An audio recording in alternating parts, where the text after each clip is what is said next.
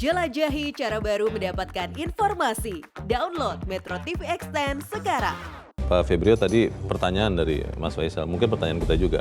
Bagaimana menurunkan angka kemiskinan yang sekarang masih ada di kisaran 9% menjadi 6,5 sampai 7,5% tahun depan?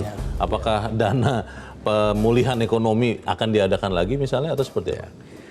Kita lihat waktu mulai dari pandemi, anggaran Perlinsos sebelum pandemi itu sebenarnya rendah sekali dibandingkan sekarang.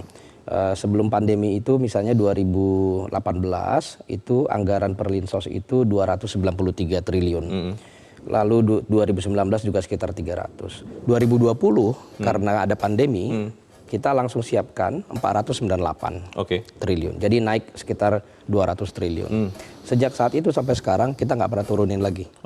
Jadi anggaran Perlinsos kita sekarang untuk APBN 2024 493,5 triliun. 493 untuk tahun depan? Tahun depan.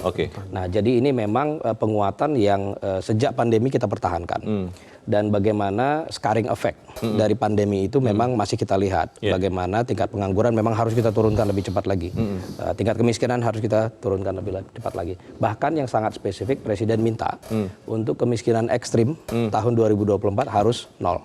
Dan itu bisa? Dan itu bisa. Kenapa? Karena dari tahun ini saja kita sudah di bawah 2 untuk yang kemiskinan ekstrim. Nah, tantangannya adalah untuk pemerintah kerja keras, APBN-nya kerja keras, dan harus sangat cermat.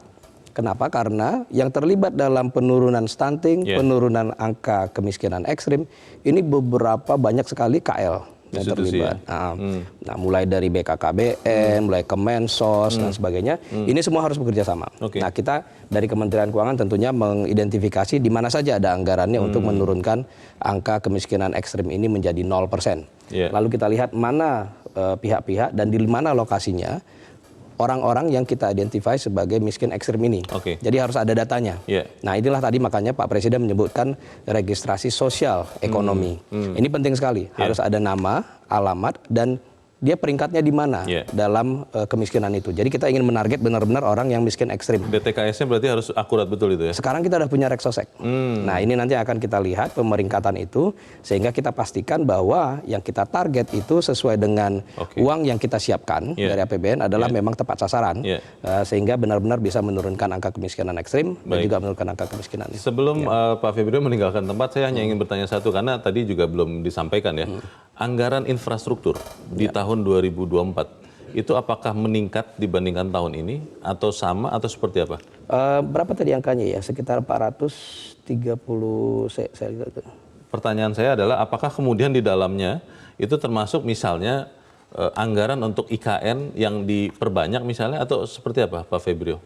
Anggaran untuk IKN tadi sekitar, saya lupa persisnya, tapi sekitar sama dengan tahun lalu. Total anggaran infrastruktur itu 422,7 triliun. Total untuk infrastruktur tahun depan ya, 2024 422,7. Di dalamnya itu ada Inpres jalan daerah, pembangunan IKN, renovasi stadion, Sarpras pendidikan kesehatan.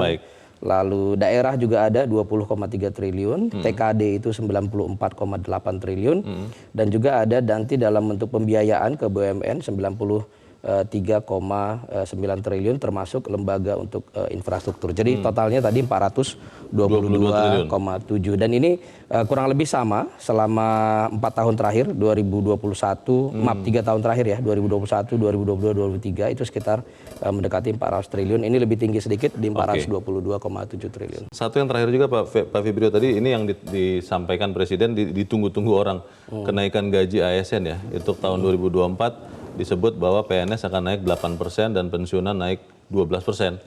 Itu memang uangnya ada? Ada, sudah disiapin, dan tentunya kita juga melihat ya kesejahteraan dari ASN. Ini bukan hanya pusat dan daerah. Kita lihat kesejahteraannya selama berapa tahun ini kan belum pernah naik gaji ya. Jadi ini juga mungkin bagus. Selama masa pandemi juga kita lihat bagaimana ASN juga bekerja keras, sama seperti juga non-ASN juga bekerja keras. Jadi kita mungkin melihat juga bagaimana produktivitas dari ASN ini juga layak untuk kita hargai.